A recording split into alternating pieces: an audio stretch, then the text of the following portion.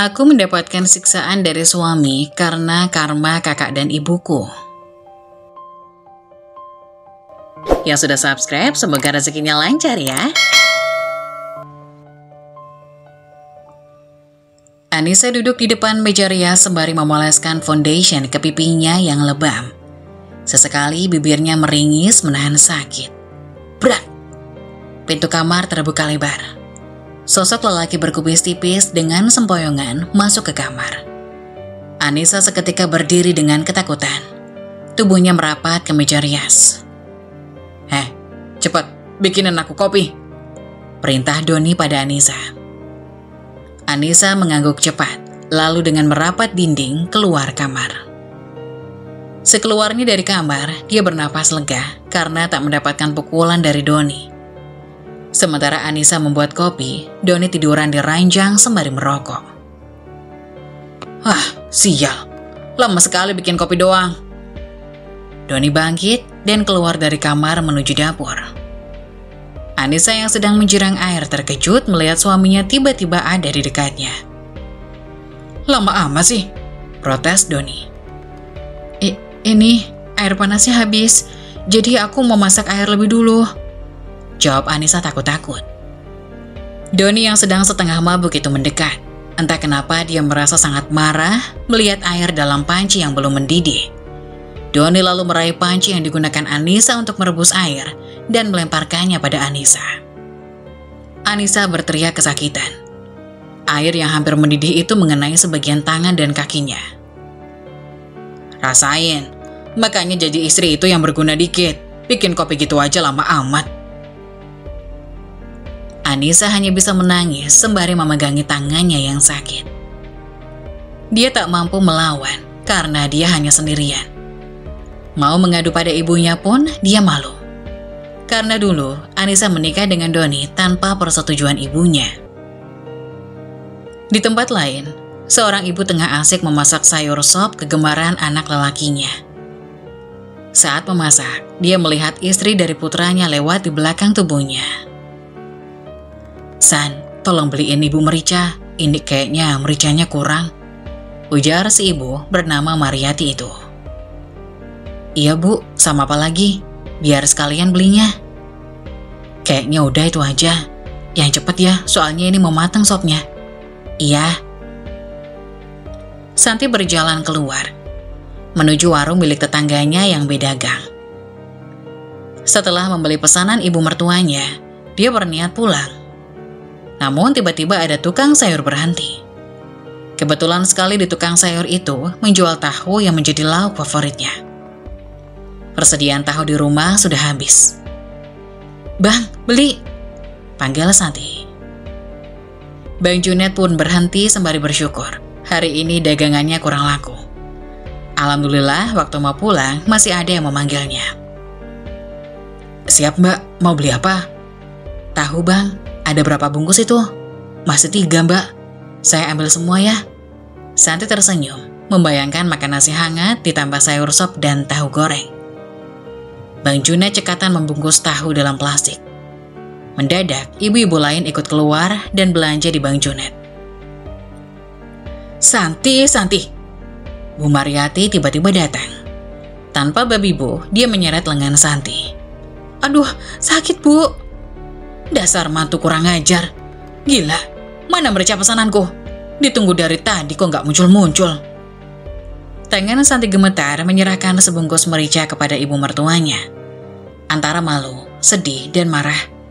Tapi Santi hanya bisa diam, karena takut dianggap membangkang. Sementara, ibu-ibu lain hanya bisa diam menyaksikan hal itu. Mau menolong, tapi takut dikira ikut campur masalah rumah tangga orang lain. Setelah mendapatkan merica, Bu Mariati langsung pulang begitu saja. Saat Bu Mariati sudah jauh, barulah air mata Santi tertumpah. Dia begitu malu karena dimarahi oleh ibu mertuanya di depan umum. Itu tadi ibu mertua Mbak Santi ya? Tanya salah seorang ibu. Iya bu, jawab Santi sembari menyeka air matanya. Kok kelakuannya kayak gitu sih? Saut ibu lainnya. Kalau di rumah juga seperti itu. Wah, pasti menderita sekali hidup Mbak Santi. Perempuan berusia kepala 3 itu hanya bisa tersenyum simpul. Setelah insiden tersebut, Santi memilih buru-buru pulang. Di rumah dia lebih banyak diam. Nafsu makannya seketika hilang. Santi lebih memilih mengurung diri di kamar. "Dik, kamu bertengkar lagi sama ibu?" tanya Iqbal sembari melepas dasinya. "Kamu tanya sendiri aja sama ibu kamu." Santi merebahkan tubuhnya ke kasur. Terdengar helaan nafas Iqbal cukup panjang. "Kamu kan yang lebih muda, seharusnya kamu mau mengalah." Iqbal beralih duduk di tepi ranjang dan mengusap bahu Santi lembut. "Masa iya aku yang ngalah terus, Mas? Ibumu itu sudah keterlaluan. Dia mempermalukan aku di depan ibu-ibu komplek." "Kamu kan tahu sendiri, ibu memang seperti itu gaya bicaranya." "Tapi aku malu, Mas." Iqbal berdecak kesal. Sebenarnya dia sangat lelah, pekerjaan di kantor sudah menguras tenaganya. Niatnya saat pulang, ia ingin beristirahat. Tetapi malah dapat aduan dari ibunya kalau Santi mendiamkan ibunya sejak pagi. "Kamu harus ngerti dong. Ibu sudah tua, San. Sudah sewajarnya dia bersikap kayak anak kecil." "Tapi nggak kayak gitu juga kali, Mas. Aku malu. Malu, Mas." Tangan Iqbal terangkat ke atas dan mendarat di pipi Santi. Plak! Seketika, rasa panas dan perih merambat di pipi Santi. Perempuan itu terkejut, tapi juga sedih. Pria yang dia cintai selama ini tega melayangkan tamparan di pipinya. "Mas," sentak Santi. Iqbal terperanjat. Dia pun terkejut karena tak sengaja menampar pipi Santi.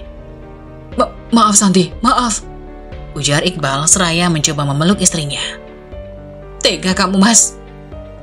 "Aku nggak sengaja Santi, maaf," ucap Iqbal berkali-kali. Santi hanya diam. Dia keluar kamar dan bermaksud untuk keluar rumah. Namun di ruang tamu, dia bertemu dengan ibu mertuanya yang tersenyum melihat Santi memegang pipi. "Ibu seneng kan? Ini kan yang ibu mau?" "Alah, baru ditampar gitu aja udah nangis." Bu Mariati tersenyum menghina. "Jadi perempuan itu yang kuat, jangan dikit-dikit nangis. Suami itu wajar kalau nampar istri yang gak bisa diatur." "Wajar," kata ibu. "Tindak kekerasan dalam rumah tangga seperti ini ibu anggap wajar." "Iyalah. Oke kalau ibu anggap apa yang dilakukan anakmu itu wajar. Tapi ingat, ibu juga punya anak perempuan. Dan apa yang terjadi padaku hari ini, suatu saat akan terjadi juga pada anak perempuanmu." Bu Mariati melotot. "Kamu nyumpain anak saya?" "Saya nggak nyumpain, Bu. Hanya saja di dunia ini ada yang namanya karma. Hukum tabur tua itu nyata." "Halah, kamu itu siapa? Kamu bukan Tuhan." "Baik, kita lihat saja nanti." Santi urung keluar kamar. Dia memilih ke kamar mandi. Menenangkan diri lalu berwudu. Tak lama dia kembali ke kamar, menggelar sajadah dan sholat. "Istri goblok, taunya ngabisin duit aja. Kerja sana!" teriak Doni. Anissa hanya bisa diam, karena jika dia menjawab perkataan suaminya, maka dia akan dianggap membangkang. Ujungnya, dia akan mendapat pukulan. "Cepat telepon ibumu, minta uang sama dia buat makan sehari-hari kita." "Enggak, Mas, aku malu terus-terusan minta sama ibu. Ibu sudah tua, seharusnya kita yang ngasih ibu, bukan malah minta terus." Kali ini Anissa membantah. Dia terlalu malu untuk meminta uang lagi dan lagi pada ibunya. "Terus kita makan apa kalau kamu gak mau minta ibumu?" "Kamu usaha dong, Mas, kerja, jangan cuma di rumah." "Berani kamu ya." Tangan Doni seketika terangkat dan mendarat di pipi Anissa. Bukan hanya tamparan, pukulan dan tendangan juga melayang ke tubuh Anissa. Tak hanya batinnya, tubuhnya pun terluka. "Sakit, Mas." "Biarin, biar tahu rasa. Berani kamu membantah omonganku." Lagi-lagi pukulan melayang. "Aku bukan membantah, aku hanya menyampaikan apa yang seharusnya kamu lakukan sebagai kepala keluarga, Mas." Terserah. Kamu mau makan terserah, enggak juga terserah, aku nggak peduli." Sekali lagi, tendangan mendarat di perut Anissa. Teriakan kesakitan Anissa yang keras dan menyayat hati itu membuat tetangga yang kebetulan melintas kaget. Mereka penasaran dan langsung masuk ke rumah yang pintunya terbuka. "Astaga Doni, apa yang kamu lakukan?" teriak salah satu ibu yang bernama Bu Munaroh. Doni terkejut karena tindakannya diketahui tetangga. Selama ini, dia selalu terlihat baik oleh tetangganya. Ibu lainnya membantu Anissa yang sudah lemas karena mendapatkan kekerasan dari Doni. Mereka membopong tubuh Anissa dan membawanya ke puskesmas terdekat. Salah satu ibu berteriak minta tolong, sehingga lebih banyak tetangga yang datang. Doni hendak melarikan diri, tapi terlanjur ditangkap oleh bapak-bapak tetangga dan ditahan di rumah salah satu warga sampai polisi datang. Gak nyangka ya, ternyata apa yang dicurhatkan Anissa padaku itu benar. Kukira Anissa hanya mengada-ngada, karena selama ini Doni bersikap sangat baik sama tetangga. Iya, jahat banget si Doni itu. Udah gak mau kerja, masih nyiksa istrinya. Amit-amit. Ibu-ibu lain ikut bergidik. Halo, ini siapa ya? Bu Mariati melihat layar ponselnya untuk memastikan kalau yang menelpon bukanlah orang yang dia kenal. Ini dari kepolisian, Bu. Anak ibu, Anissa, menjadi korban kekerasan oleh suaminya sendiri. Sekarang anak ibu sedang menjalani perawatan di puskesmas dan menantu ibu dibawa ke kantor polisi.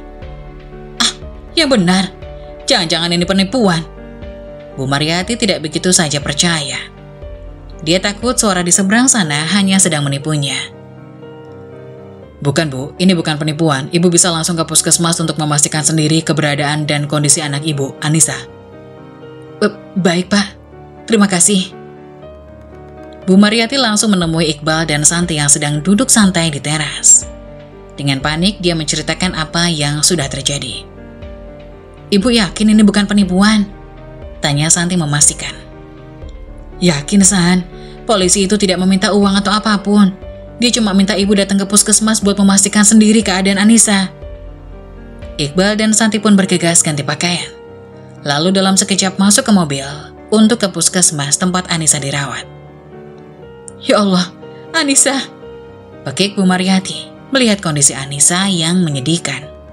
Pipi dan matanya lebam, sudut bibirnya pecah. Rambutnya pun acak-acakan. Bu Mariati menyentuh lengan Anissa. Seketika perempuan itu mengaduh. Bu Mariati membuka sedikit baju Anissa. Terlihat beberapa memar di tubuh putrinya itu. Bu Mariati menangis sesenggukan. Iqbal sebagai kakak Anissa hanya diam, tapi dia langsung pergi menuju kantor polisi. Dia ingin Doni membayar semua perbuatannya dengan menjebloskannya ke penjara. Santi hanya bisa diam dan menangis melihat kondisi Anissa. Dalam hati dia sedih dan juga merasa bersalah, karena tempo hari pernah berucap kalau anak perempuan Bu Mariati akan mendapatkan perlakuan buruk dari suaminya. Dan sekarang ucapannya itu jadi kenyataan. Bu Mariati dengan telaten merawat Anissa, menyuapi dan menyekat tubuh putrinya dengan air. Maafin ibu ya, Nak. Bu Mariati mengelus lembut pipi Anissa. Kenapa ibu yang minta maaf? Ibu nggak salah. Anissa menggenggam tangan ibunya. Bu Mariati kembali menangis. Santi ikut menggenggam tangan Anissa. Harusnya aku yang minta maaf, Bu. Maafkan aku, Anissa. Sebenarnya ada apa? Kenapa kalian minta maaf sama aku? Bu Mariati dan Santi bergantian menceritakan apa yang terjadi. Dari Bu Mariati yang sombong dan menganggap kekerasan dalam rumah tangga itu hal biasa. Tapi dia sendiri lupa kalau dia punya anak perempuan. Dan tentang Santi yang berucap kalau apa yang terjadi padanya akan terjadi pula pada putri Bu Mariati. Iqbal yang mendengar dari balik pintu hanya bisa tertunduk. Tak tahan, dia pun ikut masuk dan memeluk adiknya.